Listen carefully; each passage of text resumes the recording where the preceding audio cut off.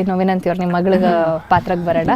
ವಿನಂತಿ ಅನ್ನೋ ಒಂದು ಪಾತ್ರನ ನಿಮಗೆ ಪರಿಚಯ ಮಾಡಿಕೊಟ್ಟಾಗ ನಿಮಗೇನಂತ ಅನ್ನಿಸ್ತು, ನಾನು ಈ ಪಾತ್ರ ಮಾಡಬಹುದು ಆ್ಯಂಡ್ ಓಕೆ ನಾನು ಈ ಭಾಷೆ ಕಲಿಬಹುದು? ಫಸ್ಟ್ ಆಫ್ ಆಲ್ ಏನು ಅನ್ನಿಸ್ತು ನಿಮಗೆ?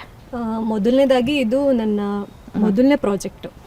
That's very nice. ಮೊದಲನೇ ಪ್ರಾಜೆಕ್ಟಲ್ಲೇ ವಿನಂತಿಯಾಗಿ ನೀವು ಮಾತಾಡಿ, ನಾನು ಆಮೇಲೆ ಮಂಡ್ಯ ಡೈಲಾಗ್ಸ್ ಹೇಳ್ತೀನಿ ನಿಮಗೆ. ಓಕೆ, ಇದು ಮೊದಲನೇ ಪ್ರಾಜೆಕ್ಟು ಆ್ಯಂಡ್ ನನಗೆ ಒಳ್ಳೆ ಪಾತ್ರ ಸಿಕ್ಕಿದೆ. ನನಗೆ ಭಾಷೆ ನನಗೇನು ಅಷ್ಟೊಂದು ಕಷ್ಟ ಆಗಲಿಲ್ಲ. ನಮ್ಮದು ಸ್ವಲ್ಪ ಈ ಕನಕಪುರ ಸೈಡ್, ರಾಮನಗರ ಹಾಗಾದರೆ ಈಸಿ ಇದೆ.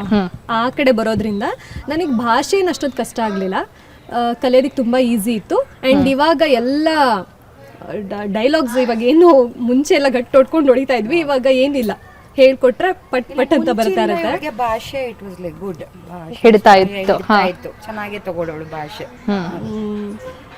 ಇವಾಗೆಲ್ಲ ಸಲೀಸಾಗಿ ಹೋಗ್ತಾ ಇದೆ.